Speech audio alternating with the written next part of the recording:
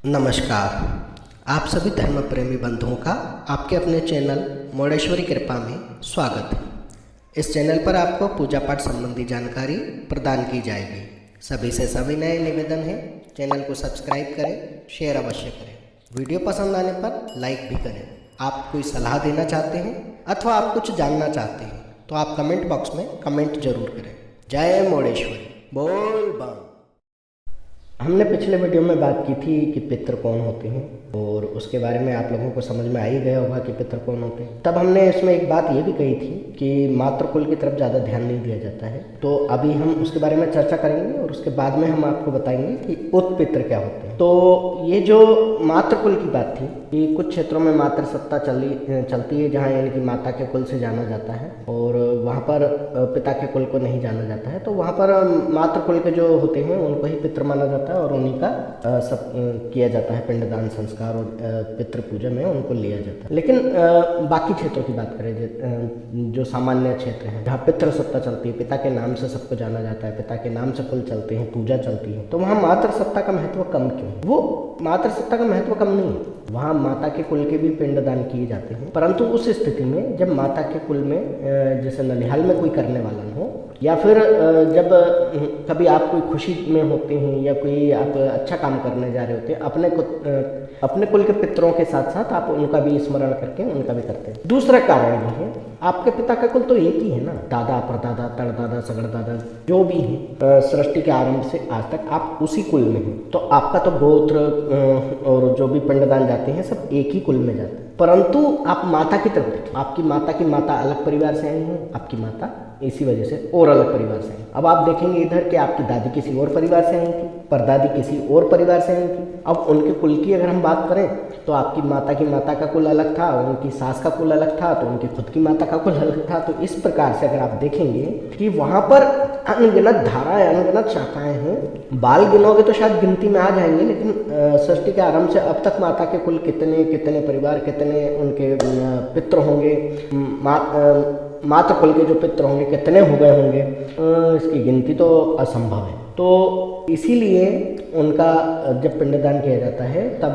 जैसे घर में गमी हो, खुशी हो, कोई भी काम हो, जब भी हम अपने पितरों का तर्पण करते हैं तब उनका करते हैं। तो इस प्रकार से आपको समझ में आ गया कि मातृकुल का महत्व कम क्यों सुनने में आता है। महत्व तो बराबर है पर कम सुनने में आता है और लोगों को जानकारी नहीं होती। जिन लोगों को काम पड़ा है, जिन लोगों ने पिंडदान किए, तर्पण किए, या जिन लोगों के घर में किसी की गमी हुई है या कोई खुशी के समय पर उन्होंने कोई इस तरह के काम किए हैं, उनको ये जानकारी होती है। बाकी सभी लोगों को ये जानकारी नहीं होती क्योंकि उनको कभी काम पड़ा नहीं है, उन्होंने कभी ऐसा किया नहीं है, या घर के बड़े सदस्यों ने कर लिया है तो बाकी लोगों ने नहीं किया। तो इसमें और भी विषय हैं जो आगे जोड़ते जाएंगे और हम उसके बारे में बताएंगे।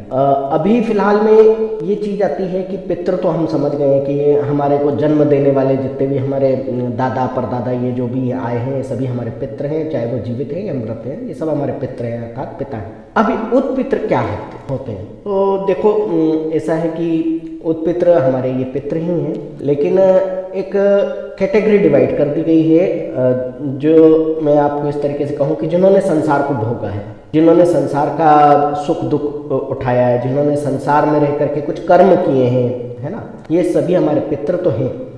लेकिन इनमें से कुछ ऐसे होते हैं जिन्होंने संसार में कोई कर्म नहीं किया, यानी बाल्यकाल को कर्म में नहीं गिना जाता है। बाल्यावस्था में ही आए हैं और आपके कुल में आए हैं, कोई कर्ज रहा होगा कुछ समय का, तो वो उतने समय आपके कुल में रहे और चले गए, उनका मृत्यु हो गई। पुराने ज़माने में जैसे देखा जाता था कि दुनिया भर के टीके नहीं होते थे तो कहा जाता है कि संतानें जल्दी मर जाया करती थी या अधिक जीवित नहीं रह पाती थी, कई बीमारियां उनको लग जाती थी बचपन में। तो कई ऐसे दुर्मय बच्चे 5 साल के 8 साल तक की उम्र के जो बच्चे होते थे वो खत्म हो जाते हैं, मर जाते हैं, उनको उत्पितृ की गिनती में लिया जाता है। यानी कि उनका सांसारिक कर्म बंधन नहीं रहा, लेकिन फिर भी वे आए हैं, आपके कुल में आए हैं और आपके कुल से आकर के गए हैं, इसीलिए वे आपके कुल के पितृ तो हैं परंतु वे उत्पितृ। तो इस तरीके से उनको लिया जाता है।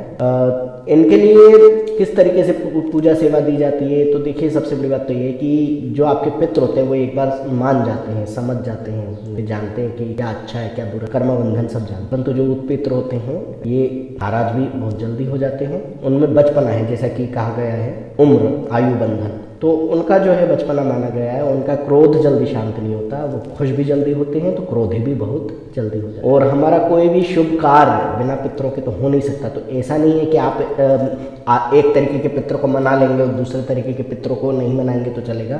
आपको दोनों ही तरीके के पितरों को मनाना होगा। आपको अपने परिवार के जितने भी पितर हैं सभी को मनाना होगा, चाहे वो पिता के कुल के हैं, माता के कुल के हैं। जितनों का आप स्मरण कर सकते हैं उतनों का आप मनाएंगे, तभी आपके कोई काम होंगे, चाहे वो साधना के क्षेत्र में हो, चाहे सामान्य विवाह मुंडन आदि कर्म हो, कोई भी खुशी का कर्म। आप बिना पितरों की सेवा के तो आगे नहीं बढ़ सकते। आपको उनको धन्यवाद तो करना ही होगा, आपको अपने रूट में जाना होगा, जड़ों में जाना होगा। तो इनको मनाने के लिए आपको कुछ नहीं करना होता है। जब भी आप अपने पितरों का ध्यान पूजन करते हैं, उनके निमित्त भोग आदि रखते हैं, तब इनके निमित्त भी आपको पूजन आदि कर्म जो आपके परिवार में प्रचुर है वो करना हो। और मैं इसलिए नहीं यहाँ बताना चाहूँगा क्योंकि कुछ लोगों को कुछ पता नहीं है और वे सुन करके उसको करने लगे, तो ये भी गलत है। अपने कुल परिवार की परंपरा में करना चाहिए। आप कमेंट कीजिएगा कि आपको अगर नहीं पता है और आप जानना चाहते हैं, तब मैं उसके बारे में आपको बताऊंगा कि उनको किस तरीके से मनाएं और क्या विधि होती है। दूसरी चीज़ ये कि जब भी आपके घर में कोई खुशी के काम होते हैं, कोई आप बड़ा काम करने जा रहे होते हैं या कोई बड़े अनुष्ठान कर रहे होते हैं जो सार्वजनिक रूप से आप कर रहे होते हैं, जैसे कि भागवत कथा वगैरह अनुष्ठान आदि, उसके पहले आपको पितरों को याद जरूर कर लेना चाहिए। आप स्वयं कुछ नहीं कर सकते हैं,